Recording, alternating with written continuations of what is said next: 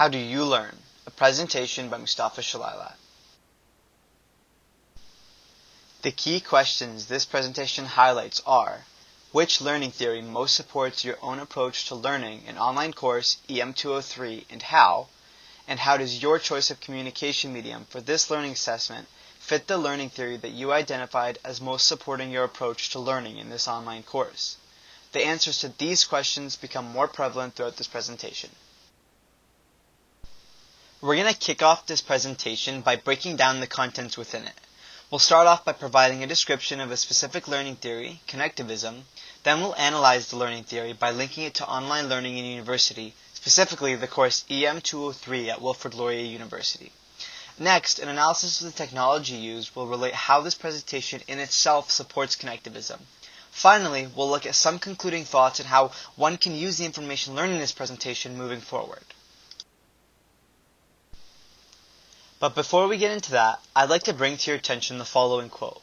Nelson Mandela once said, "Education is the most powerful weapon that we can use to change the world." Think about that for a second.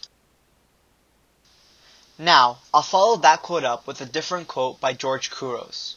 Couros highlighted, "Technology will never replace great teachers, but in the hands of great teachers, it's transformational."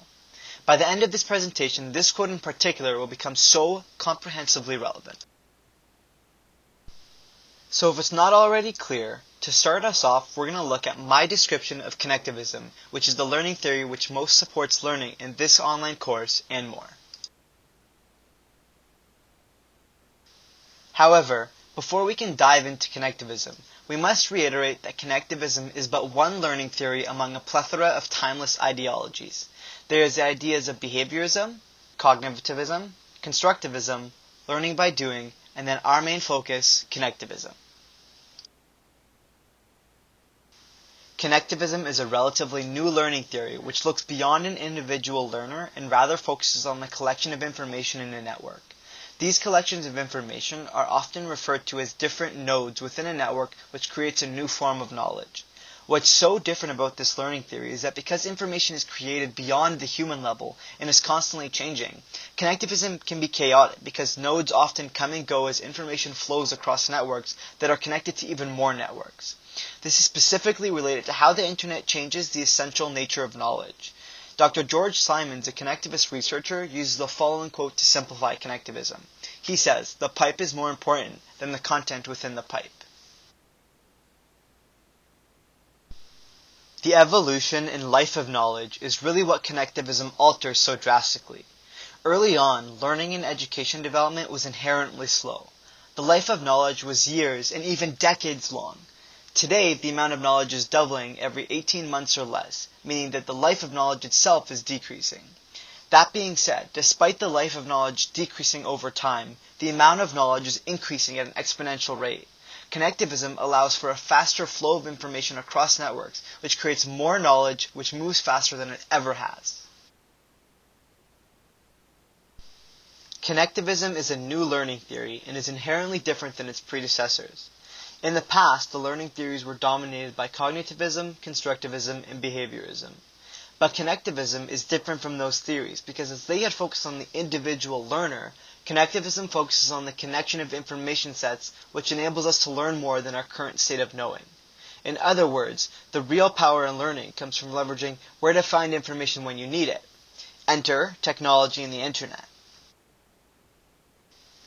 Connectivism in essence brings people and ideas together.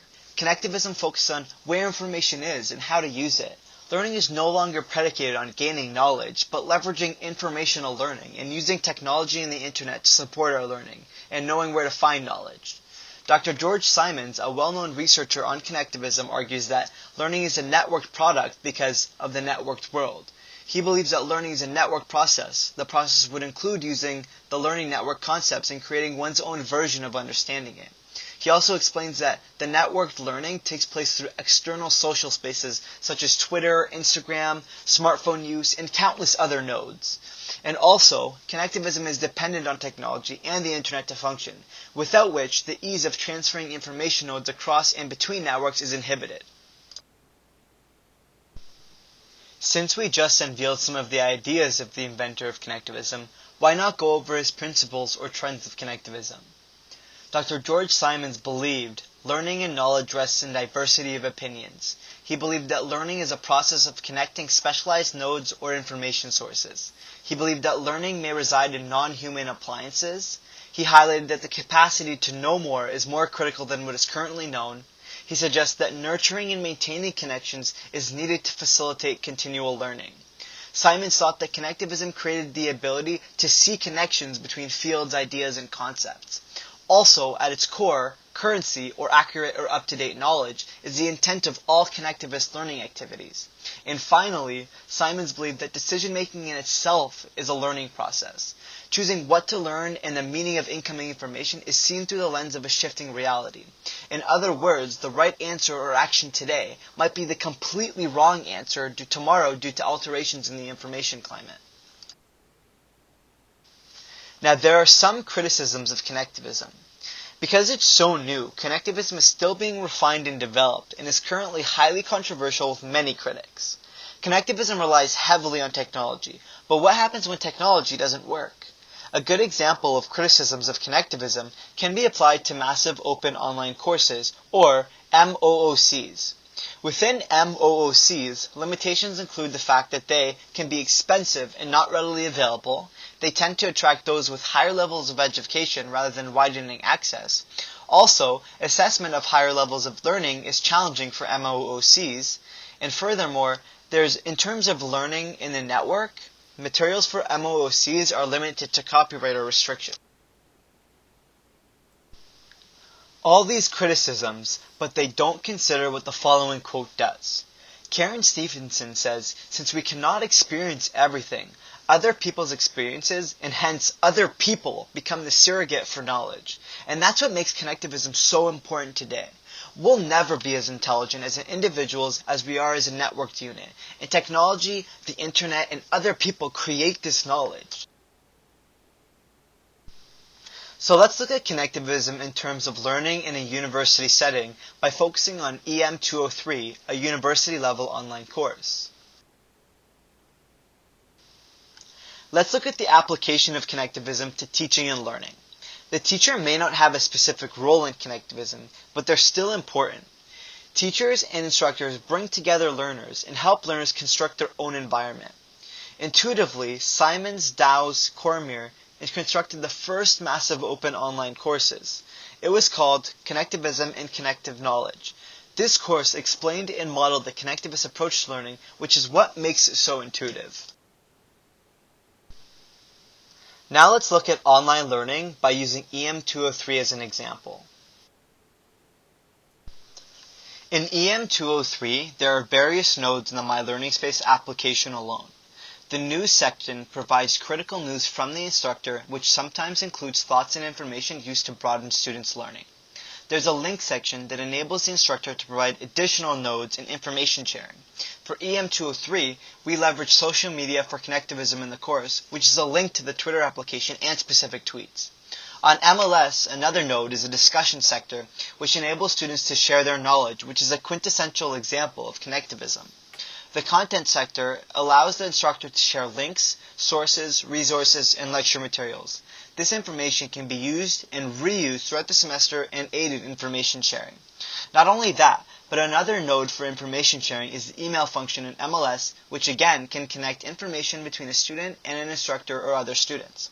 And when all else fails, we can always seek more information nodes from external sources found by making a quick search. But online learning goes beyond MLS. You can leverage YouTube videos, you can search the web for other people's experiences and ideas, you can take advantage of online software such as Google Docs and Slides, and you can access textbooks and academic journals remotely, and so much more.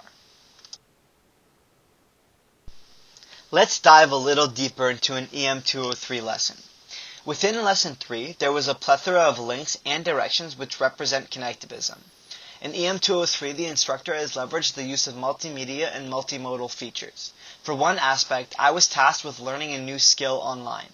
This gamification of learning influenced me to leverage YouTube videos and online instructions to learn how to do a Sudoku puzzle. I also aided in creating a node in the form of a Google Doc which developed a database related to completing a Sudoku puzzle. Within the lesson display, there was also links to definitions of specific ideas or theories. And it didn't stop there. There are YouTube tutorials, more definitions, and interactive visual aids. Each of these nodes enabled my network for learning. But the best part about it all was that while it was structured by the instructor, it was very much learned on my own pace. And each of these multimedia and multimodal learning tools are all linked to connectivism as they create the network for my learning. Each node contributes to deepening my understanding of each topic covered. This method does not discriminate based on the preferred learning styles because the different nodes allow one to get constant differences in learning assistance.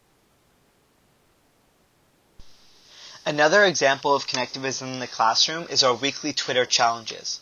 Throughout the term, we are challenged by the instructor to communicate with our peers online via the social media medium Twitter. During that time, we try to create a network by gaining a following, we share information we learned during our particular week's lesson, and create a timeless network of information for us to look back at. Information and learning has never been so available merely at the hands of a search bar. Yet that's what connectivism technology and the internet creates. The digital age and the idea of connectivism is linked to our learning. In EM203, we talk about how the digital revolution results in a knowledge-based society. Within that, and why the internet is so revolutionary, stems from the fact that it's easy to use, it's generally universal, it's accessible, and it heavily promotes communication and collaboration. Each of these factors is linked to both connectivism and learning in EM203. Now moving into how this presentation in itself supports connectivism. We're going to break down this presentation and its linkage to the learning theory into three distinct processes: where I got the information, how I presented the information, and how I distributed the information. I was enabled to find information on connectivism by leveraging the concept itself. I used different information nodes and information found online from other people to learn about the theory. First, I leveraged Tony Bates' online textbook, Teaching in a Digital Age, which is where most of my information on the definition and features of connectivism came from. Then, I went to YouTube to get a visual aid defining connectivism and its elements. I then supplemented the information I gained from other nodes by reading a peer-reviewed article found on the Laurier Online Library. I followed that information up with a few blogs and another online source. What's interesting to note is that connectivism didn't only help me in defining connectivism, it also helped me when I was trying to learn about the softwares I was using. I searched up a few videos to help me animate this very Google presentation.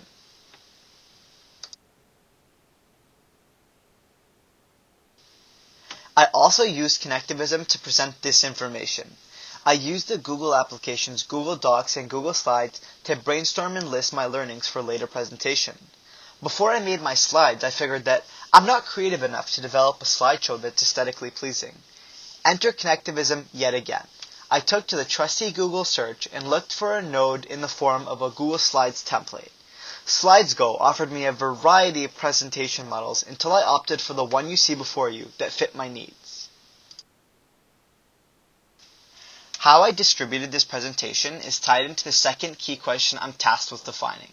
The key question was, how does your choice of communication medium for this learning assessment fit the learning theory that you identified as the most supporting your approach to learning in this online course? I perceived my choice of communication medium for this learning assessment to fit the learning theory of connectivism by means of online distribution. I not only gained knowledge on what connectivism is by leveraging the very concept itself by studying different virtual nodes of online information, but I also practice connectivism by sharing this presentation with the rest of the world on YouTube, where countless learners will take advantage of it to learn about connectivism. I will then link this YouTube video to my EM203 Twitter account to create yet another node of information sharing online. Sharing this presentation on both platforms fits the various principles of connectivism defined by Simons, specifically that learning is a process of connecting specialized nodes or information sources, and that learning may reside in non-human appliances, and namely that providing accurate, up-to-date knowledge, which again is the intent of all connectivist learning activities. Now let's look at some concluding thoughts and what you should think of moving forward now that you know what connectivism is. So why is connectivism so important? First, it's everywhere. In today's society, learning takes place in external spaces such as social media. New learning, no longer are ideas and learning limited to within a classroom in such small scopes, but broad ideas and worldwide thoughts and nodes in one network. Connectivism is enabled by technology and the internet, and as their use improves and the processes are innovated, learning will only continue to grow at an exponential rate. Now before ending this presentation, I'd like to highlight 2 minutes of this TED Talk in which Sal Khan, the founder of the legendary online video learning site Khan Academy, breaks down learning in the digital age and a proposed learning technique.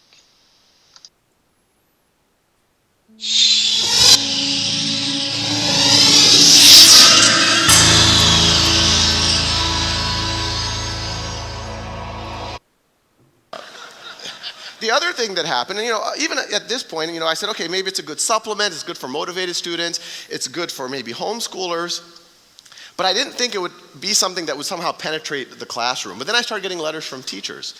And the teachers would write saying, we've used your videos to flip the classroom. You've given the lectures. So now what we do, and this could actually happen in every classroom in America tomorrow, what I do is I assign the lectures for homework, and what used to be homework, I now have the students doing in the classroom. And I want to pause here for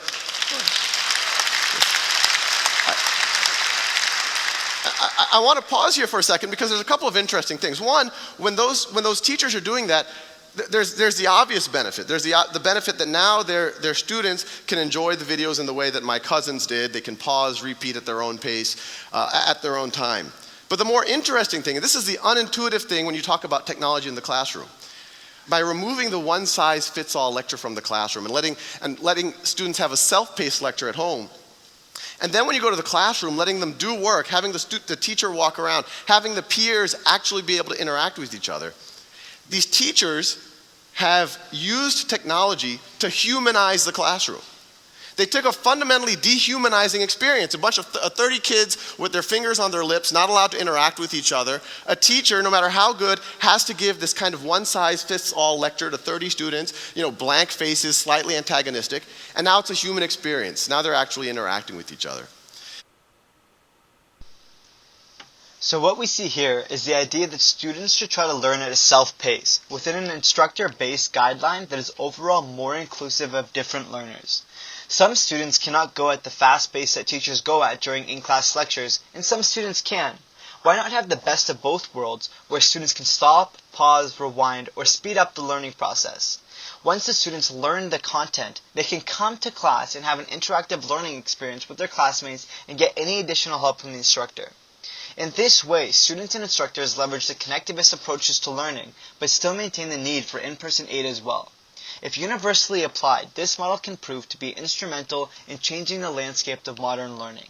The rest of the TED Talk goes on to talk about the successes of this project. So I'll follow that idea up with the quote I highlighted in the beginning of this presentation by George Couros. Again, Couros highlighted, technology will never replace great teachers, but in the hands of great teachers, it's transformational. I told you by the end of this presentation, this quote in particular will become so comprehensively relevant, and I hope it has. Connectivism doesn't eliminate the aspects of past learning methodologies, it merely enhances them. The beauty of learning was never so simple and available until now, and that's connectivism.